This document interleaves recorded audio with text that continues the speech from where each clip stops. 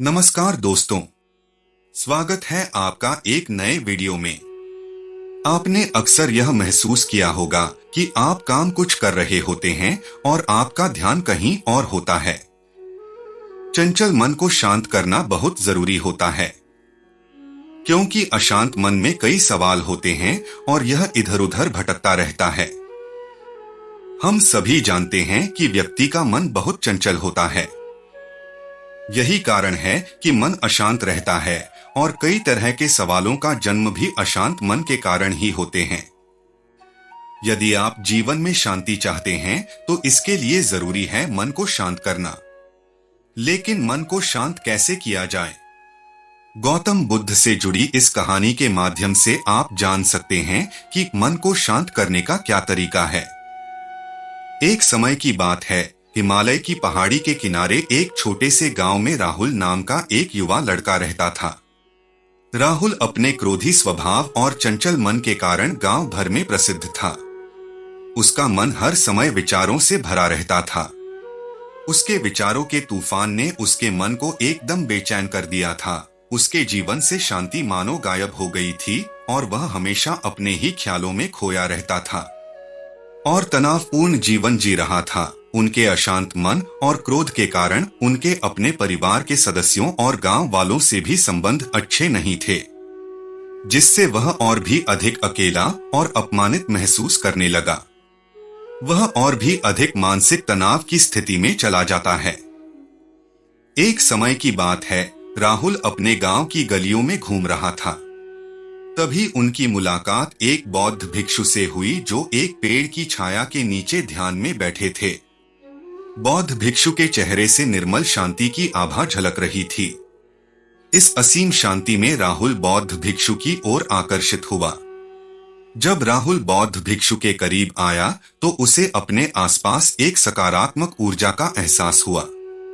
राहुल को एहसास हुआ कि इस असीम शांति और सकारात्मक ऊर्जा का स्रोत कहीं न कहीं इस बौद्ध भिक्षु के भीतर ही है। इसलिए वह वहीं बैठकर उसकी आंखें खुलने का इंतजार करने लगा। थोड़ी देर बाद जब बौद्ध भिक्षु की आंख खुली तो उसने एक युवा लड़के को अपने सामने बैठा पाया, जो बहुत तनावग्रस्त और नकारात्मक भावनाओं से भरा हुआ लग रहा था। राहुल ने बौद्ध भिक्षु की ओर उदार भाव से देखा और बहुत विनम्रता से कहा, मालिक, मेरा मन बहुत अशांत है और मेरे मन के विचार मुझे खाए जा रहे हैं। मुझे एक पल के लिए भी शांति महसूस नहीं होती। क्या आप मुझे सिखा सकते हैं कि मैं अपने अशांत मन को कैसे शांत करूं? बौद्ध भिक्षु ने राहुल की पीड़ा को समझते हुए करुण दृष्टि से देखा और कहा, मेरे प्यारे बच्चे, मैं तुम्हें एक कहानी सुनाना चाहता हूँ। इस कहानी में मानसिक शांति और खुशी के रहस्य छिपे हैं। क्या आप कहानी सुनना चाहेंगे?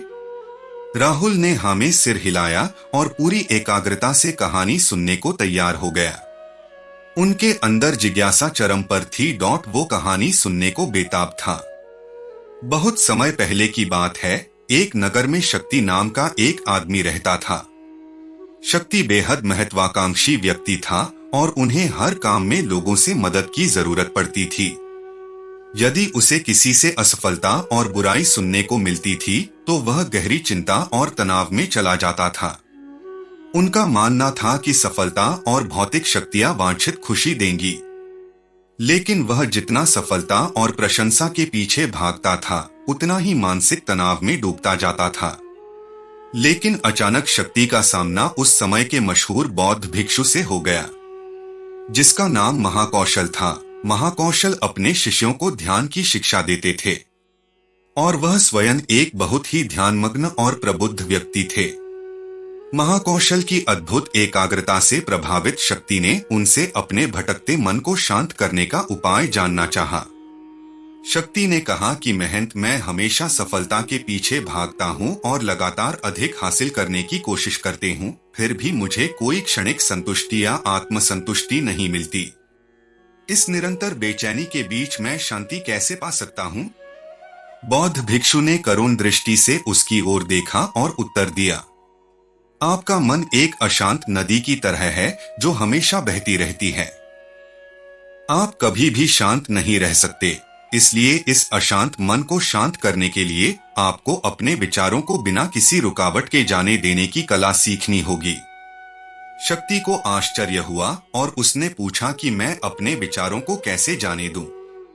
आखिर मैं भी तो अपनी इच्छाओं और महत्वाकांक्षाओं से बंधा हुआ हूँ। यह सुनकर बौद्ध भिक्षु मुस्कुरा दिए। बौद्ध भिक्षु ने कहा, कल्पना करें कि आपके हाथ में पानी का एक गिलास है। अब आप इसे जितनी देर तक पकड़ कर रखेंगे, यह उतना ही भारी होता जाएगा। और अगर आप इसे काफी देर तक पकड़े रहेंगे तो आपके हाथ में दर्द होने लगेगा। लेकिन अगर आप उस पकड़ को ढीला कर दें और छोड़ दें तो आपका बोझ कम हो जाएगा। राहुल ने पूरी कहानी और उसका संदेश ध्यानपूर्वक सुना।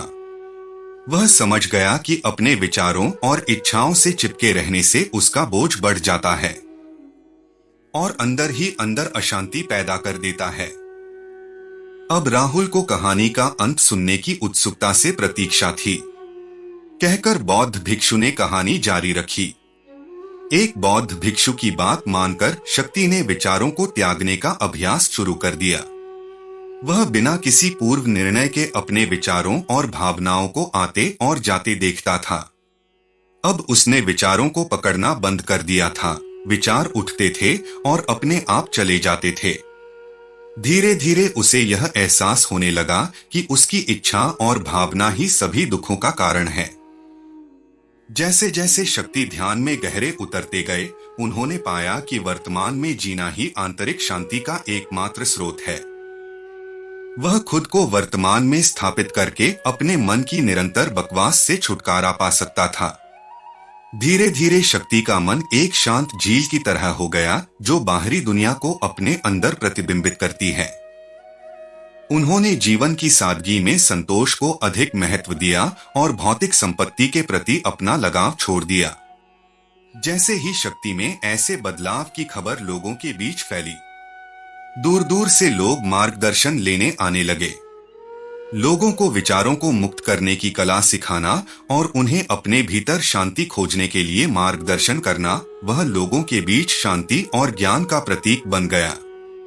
शक्ति और साधु की कहानी समाप्त कर बौद्ध भिक्षु कुछ देर के लिए चुप हो गए ताकि इस कहानी का अर्थ राहुल के मन में अच्छी तरह बैठ जाए।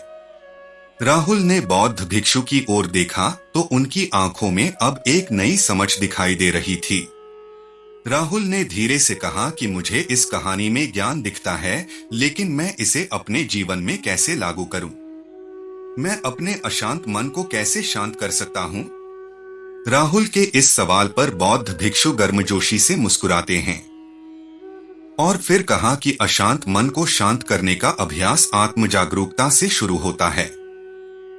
नमस्कार दोस्तों, स्वागत है आपका एक नए वीडियो में। आपने अक्सर यह महसूस किया होगा कि आप काम कुछ कर रहे होते हैं और आपका ध्यान कहीं और होता है। अपने भीतर उठने वाले विचारों का निरीक्षण करने के लिए प्रतिदिन कुछ समय निकालें।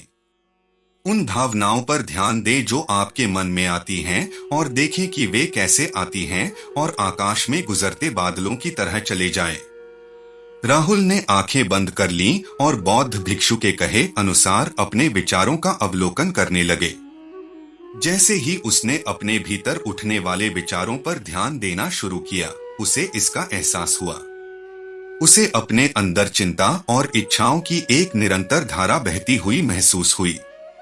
सिर्फ एक एहसास ने ही उसे एक अद्भुत शांति का एहसास कराया।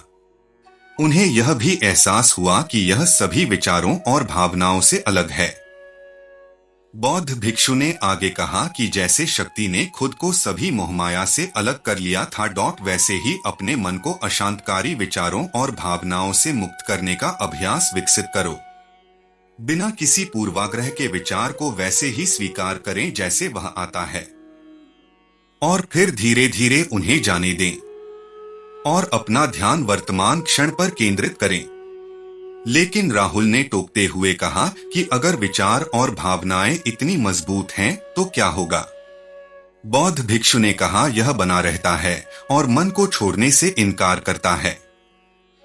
बौद्ध भिक्षु ने राहुल की बात से सहमति जताते हुए सिर हिलाया और कहा, ऐसे कई मौके आएंगे जब आपके मन में सवालों का बवंडर चल रहा होगा।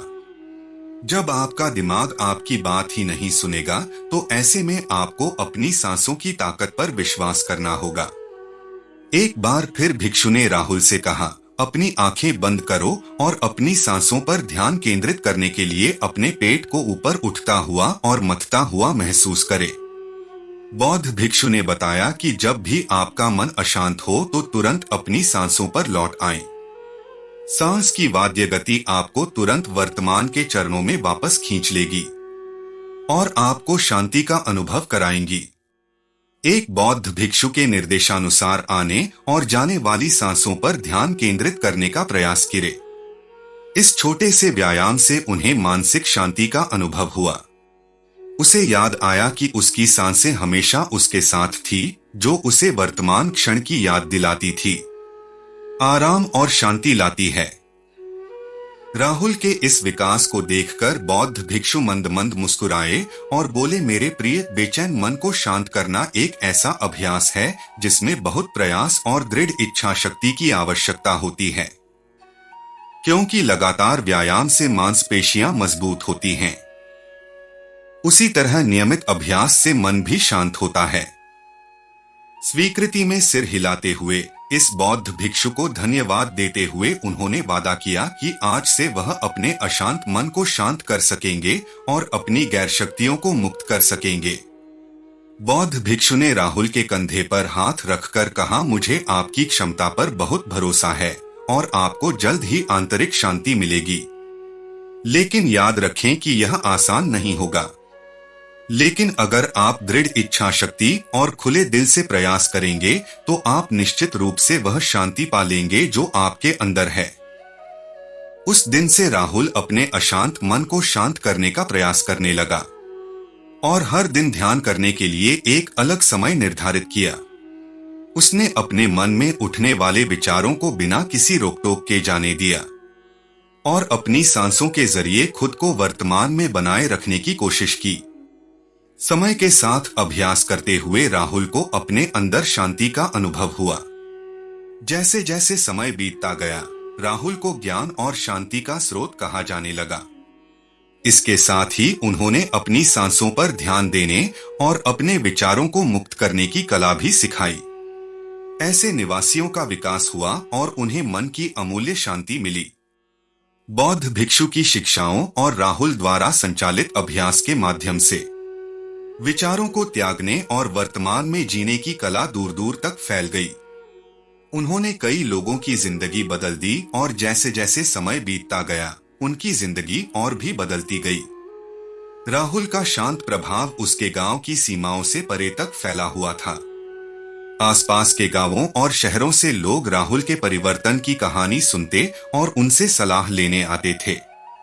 मन के बोझ तले दबे लोगों के लिए राहुल आशा की किरण बन गया। राहुल की शिक्षाएं केवल ध्यान और प्रवचन तक ही सीमित नहीं थीं, बल्कि वह रोजमर्रा के काम जागरूकता के साथ करने पर ज्यादा जोर देते थे। वह लोगों को अपनी भावनाओं के प्रति जागरूक रहने की याद दिलाते थे। यह बहुत ही शानदार है कि आपने मन की शांति प्राप्त की है। शांति और सुख का अनुभव करना अद्भुत होता है।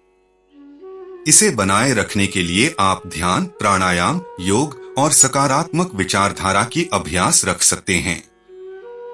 ध्यान और योग प्रैक्टिस आपको मानसिक स्थिति में सुधार करने में मदद कर सकती हैं और आत्मा के साथ एकाग्रता का अनुभव करने में मदद कर सकती हैं।